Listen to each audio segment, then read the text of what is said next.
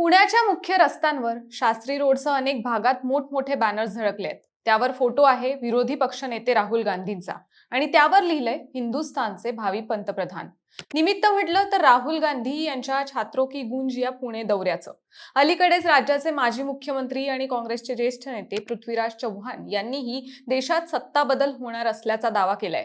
2029 मध्ये नरेंद्र मोदी पंतप्रधान होणार नाहीत असं त्यांनी म्हटलंय. त्यात आता या बॅनरबाजीनं संपूर्ण महाराष्ट्राच्या आणि देशाच्या राजकारणात एक नवा प्रश्न निर्माण केलाय. खरंच राहुल गांधी भारताचे पुढील पंतप्रधान होऊ शकतात का? त्यांची प्रतिमा कशी बदलत गेली आहे आणि काँग्रेस आगामी निवडणुकांसाठी संघटनेत कसे बदल करतंय, कसं राहुल गांधींना पुढे करतंय, हेच आजच्या या व्हिडिओच्या माध्यमातून आपण जाणून घेणार आहोत. नमस्कार, मी रुपल आणि तुम्ही पाहत आहात विशेष भारी. आधी समजून घेऊया की हा सगळा प्रकार काय आहे. राहुल गांधी यांनी विद्यार्थ्यांच्या प्रश्नांवर संवाद साधण्यासाठी छात्रो की गूंज नावाची मोहीम सुरू केली आहे. कोटा, देहरादून आणि प्रयागराज या शहरांनंतर ही मोहीम पुण्यात पोहोचली. या दौऱ्याच्या स्वागतासाठी पुण्यातील काँग्रेस कार्यकर्त्यांनी शहरात राहुल गांधींचे भावी पंतप्रधान असे उल्लेख असलेले बॅनर लावले. पण या दौऱ्याला सुरक्षेच्या कारणास्तव पुणे पोलिसांकडून 30 अटींसह परवानगी देण्यात आली, ज्यात वादग्रस्त बॅनर न लावण्याच्या सूचनाही होत्या. त्यातच कार्यक्रमावरून भाजप आणि काँग्रेसमध्ये जोरदार आरोप प्रत्यारोप पाहायला मिळाले. भाजपनं गर्दी जमवण्यासाठी पैसे दिले जात असल्याचा आरोप केला, तर काँग्रेसनं सत्ताधारी पक्ष राहुल गांधींच्या लोकप्रियतेला घाबरला असल्याचा दावा केला. पण या राजकीय राड्याच्या पलीकडे जाऊन मुख्य मुद्दा उरतो, तो म्हणजे काँग्रेस कार्यकर्त्यांची ही इच्छा किंवा बॅनरवरील दावा प्रत्यक्षात येऊ शकतो का? तर मंडळी, सर्वात आधी राहुल गांधींनी आपल्यावर लागलेला पप्पू हा टॅग किंवा इमेज कशी बदलली हे समजून घेणं महत्वाचं आहे. तर 2014 आणि 2019च्या निवडणुकीत भाजपने राहुल गांधींची प्रतिमा एका राजकारण्याऐवजी विनोदाचा विषय म्हणून रंगवली होती. त्यांच्यावर पप्पू हे लेबल इतकं घट्ट बसलं होतं की काँग्रेसच्या कार्यकर्त्यांनाही ते धुवून काढणं अवघड वाटत होतं. पण 2022 मध्ये सुरू झालेल्या भारत जोडो यात्रेनं हे चित्र पूर्णपणे पालटायला सुरुवात केली. जवळपास 4000 किलोमीटरचा हा पदयात्रा प्रवास, वाढलेली दाढी, साधा पांढरा टी शर्ट आणि रोज सामान्य माणसांशी थेट संवाद, यातून एक वेगळाच राहुल गांधी लोकांसमोर आला. राजकीय विश्लेषकांनी म्हटलं की या यात्रेनंतर भाजपने राहुल गांधींच्या भाषणांना गांभीर्यानं उत्तर द्यायला सुरुवात केली आणि हा बदलच सांगतो की प्रतिस्पर्धी आता त्यांना हलक्यात घेत नाहीत. 2024च्या लोकसभा निवडणुकीनंतर राहुल गांधी यांनी संसदेत अधिकृत विरोधी पक्षनेतेपद स्वीकारलं.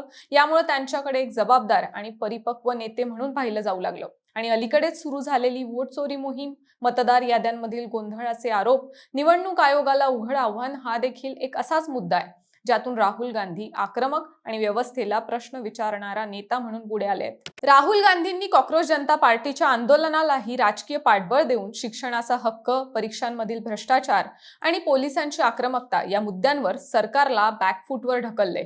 देशातील कोट्यवधी विद्यार्थी आणि तरुण मतदारांमध्ये राहुल गांधींचं स्थान यामुळे अधिक मजबूत झाल्याचं विश्लेषकांचं म्हणणं आहे. महत्वाचं म्हणजे त्यांच्या शिक्षणाचा मुद्दा नेहमीच चर्चेत राहिलाय. राहुल गांधींनी सुरुवातीचं शिक्षण देहरादूनच्या स्कूलमधून घेतलं.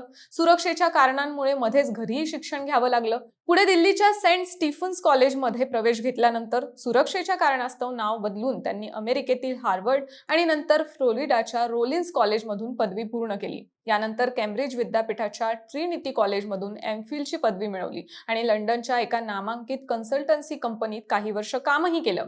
या शैक्षणिक पार्श्वभूमीमुळे काँग्रेस समर्थक अनेकदा दावा करतात की राहुल गांधी हे उच्च शिक्षित, आंतरराष्ट्रीय अनुभव असलेले नेते आहेत. यावरून अनेकदा पंतप्रधान नरेंद्र मोदींच्या शिक्षणाशीही तुलना केली जाते आणि हा विषय अजूनही राजकीय वर्तुळात चर्चेचा मुद्दा आहे आणि राहुल गांधींसाठी एक स्ट्रॉंग पॉइंट आहे. मंडळी, राहुल गांधींच्या अलीकडच्या दौऱ्यांमध्ये आणि सभांमध्ये एक गोष्ट सातत्याने दिसते: सामान्य कार्यकर्त्यांशी, तरुण तरुणींशी, शेतकऱ्यांशी थेट बसून संवाद साधण्याची शैली. भारत जोडो यात्रेदरम्यान त्यांनी सांगितलं होतं की यात्रेत सहभागी झालेल्या अनेकांनी त्यांना वैयक्तिक अडचणी, दुःख सांगितलं आणि त्यांनीही आपल्या वडिलांच्या आणि आजीच्या मृत्यूचं दुःख शेअर केलेलं. ही भावनिक जवळीक साधण्याची शैली तरुणांना जास्त भावत असल्याचं अनेक विश्लेषक मानतात. शिवाय शिक्षण व्यवस्था, बेरोजगारी, परीक्षा पेपरफुटीसारखे प्रश्न ते सातत्यानं संसदेत आणि जाहीर सभांमध्ये मांडत आलेत.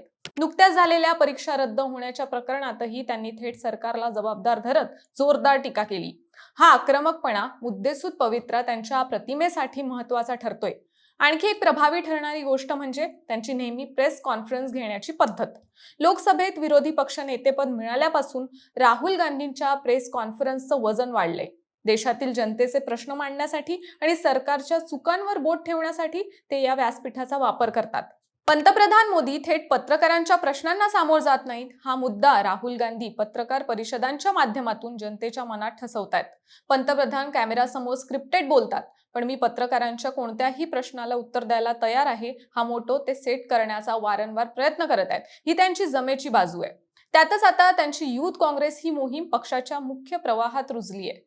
जुन्या जाणत्या नेत्यांचा अनुभव आणि तरुणांचा आक्रमक उत्साह यांचा मेळ घालत पक्ष 2029च्या निवडणुकीची तयारी करताना दिसतोय.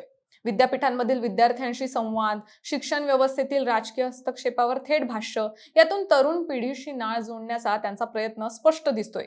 या जाणून घेण्यासारखी गोष्ट म्हणजे 2029च्या लोकसभा निवडणुकीत सर्वात जास्त वोटर्स असणार आहेत जेनझी, ज्यांची संख्या तब्बल 38 कोटी असण्याचा अंदाज आहे. यात आपण आत्ताची परिस्थिती बघितली तर बहुतांश जेनझी भाजपच्या विरोधात असल्याचं चित्र आहे आणि याचाच फायदा कुठेतरी काँग्रेसला होऊ शकतो असं विश्लेषकांचं म्हणणं आहे. गेल्या काही वर्षात काँग्रेस संघटनेतही मोठे बदल झालेत.